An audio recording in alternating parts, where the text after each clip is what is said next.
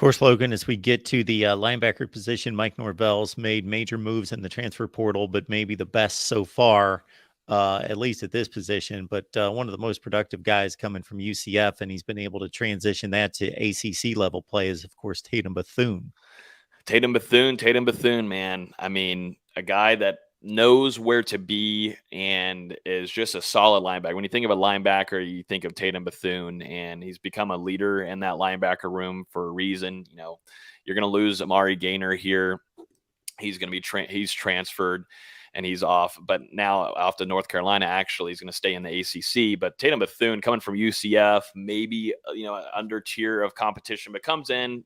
He knew a lot of players on the team this last year. This is not something new to him around the area too. Wasn't a shock for him to say, hey, all right, let's go to Tallahassee and play for Randy Shannon, having that connection there too. I think I've really liked how Randy Shannon has worked with this group so far under his first year. And I think Tatum Bethune is a guy that will look back after Randy Shannon's tenure here at Florida State and say that was a guy that was one of the founding fathers of trying to rebuild this linebacker room, because this was atrocious, Mark. This was just disgusting to watch the last couple of years, if we're being honest with you.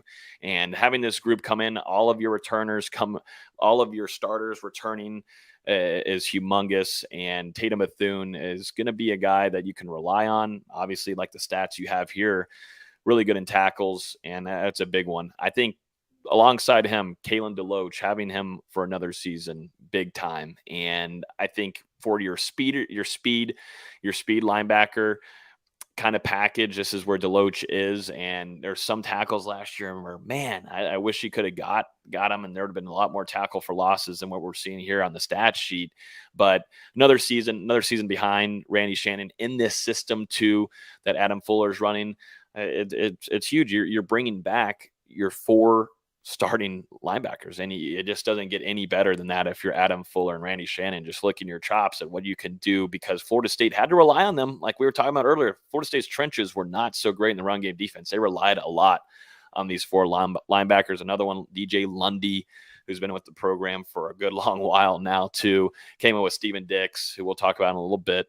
But DJ Lundy, 48 tackles, 5 tackles for losses, almost 2 sacks. Another guy that got a lot of work done in the offseason, working on his body, having to trim down quite a bit to be able to go better at East and West and in coverage. I thought Lundy had an improvement of a year. Definitely can make some bigger steps, has to make some bigger steps this upcoming season. But for Florida State to have DJ Lundy back is definitely a big jump in what Florida State needs to do at that second level to help out that defensive line and get better and the run game defense. And definitely whenever you're dealing with Florida with the ACC, with all these quarterbacks that kind of jolt around and run around, that you got to have a guy that's trimmed down some weight, and that's DJ Lundy.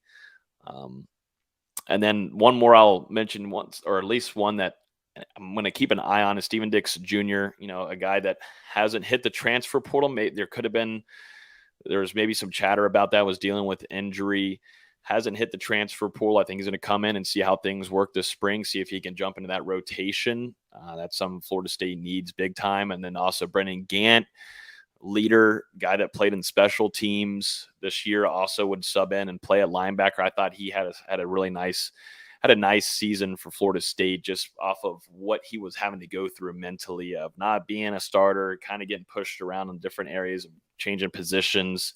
And now he comes at linebacker, kind of a smaller size, but still plays at like a 250-pound linebacker. I really like the attitude from him. And then one more player that I do want to mention, a younger player. This will be a redshirt freshman. This is going to be Omar Graham Jr. I've been told he's one of the smartest players on the team, and that's saying something for a newcomer coming in this early into Tallahassee.